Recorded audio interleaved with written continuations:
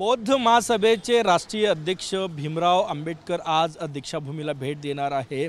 त्यांच्यासोबत काही कार्यकर्ते सुद्धा असण्याची शक्यता आहे। या सगळ्याच्या पार्श्वभूमीवर दीक्षाभूमी परिसरातली सुरक्षा यंत्रणा जी आहे ती या ठिकाणी तैनात आहे, अलर्ट आहे।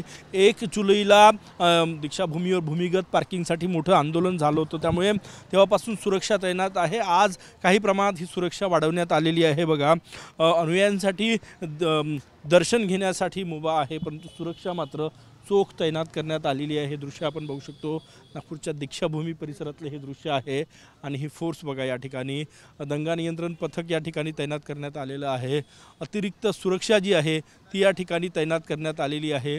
कुठलाही अनुचित प्रकार घडू नये यासाठी नागपूर पोलीस जे आहे ते या ठिकाणी अलर्टवर आहेत। आपण हे दृश्य या ठिकाणी बघू शकतो, नागपुरातील दीक्षाभूमी परिसरातले हे दृश्य आहे।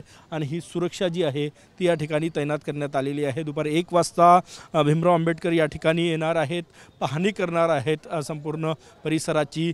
त्या पार्श्वभूमीवर ही सुरक्षा जी आहे ती आणखी वाढवण्यात आलेली आहे, परंतु अनुयायांसाठी दर्शन मात्र या ठिकाणी घेऊ देण्याची मुभा जी आहे ती आहे। परंतु 1 जुलैला मोठं आंदोलन झालं होतं, त्यामुळे कुठलाही अनुचित प्रकार घडू नये, कायदा आणि सुव्यवस्थेचा प्रश्न निर्माण होऊ नये, त्यामुळे सध्या दीक्षाभूमी परिसरात चोख पोलीस बंदोबस्त तैनात करण्यात आलेला आहे।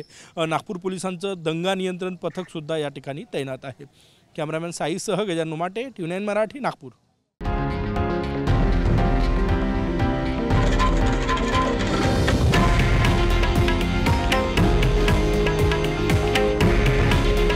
हे आहे देशातील नंबर 1 न्यूज नेटवर्क आणि आपण पाहत आहात TV9 मराठी। काळजी तुमची, हित महाराष्ट्राचं।